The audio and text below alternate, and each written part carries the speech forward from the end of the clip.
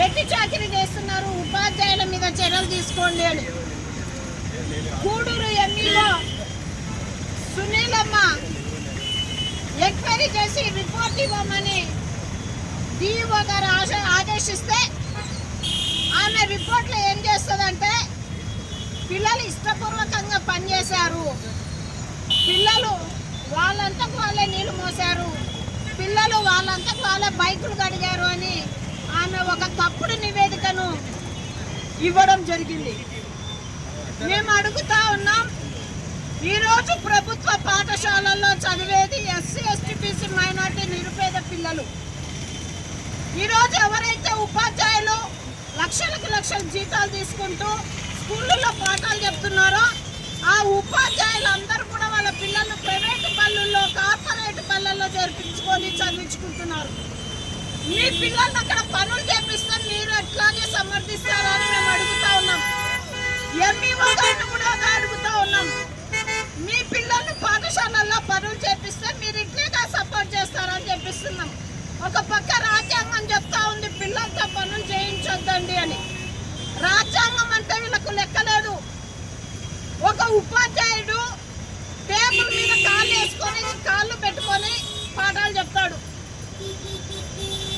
ఈరోజు మనబడి మన ఊరు మనబడి ఈరోజు ప్రభుత్వ నిధులతో ఈరోజు బళ్ళను పాఠశాలలను డెవలప్ చేస్తూ ఉంటే నేటికి కూడా ఇంకా చెట్టు కింద పాఠాలు చెప్తున్నటువంటి పరిస్థితి.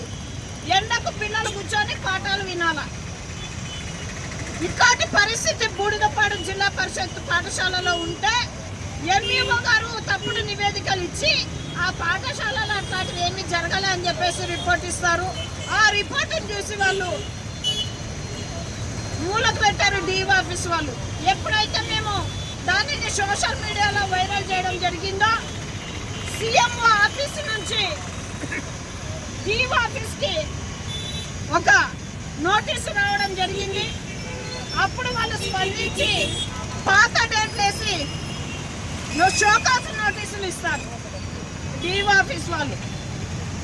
మేము అడుగుతా ఉన్నాం, సీఎంఓ ఆఫీస్ నుంచి మీకు ఆదేశాలు వచ్చే వరకు మీరు చర్యలు తీసుకోరా అని అడుగుతా ఉన్నాం.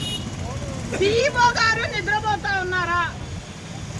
మేము పీజీఆర్ఎస్ లో పిటిషన్ ఇస్తే ఆ పిటిషన్ మీద జిల్లా కలెక్టర్ ఇంతవరకు చర్యలు లేవు. అలాగే గత 2 సంవత్సరాల క్రితం ఎమ్మిగనూరులో 13 సంవత్సరాల అమ్మాయి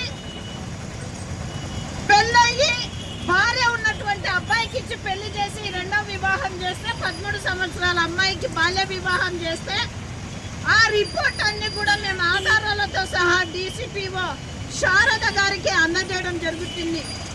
అయితే అప్పుడు కూడా ఆమె ఏమి చర్యలు తీసుకోలేదు. ఇదే కలెక్టర్ ఆఫీసు ముందు ఇక్కడే ధర్నా చేయడం జరిగింది 2 సంవత్సరాల క్రితం.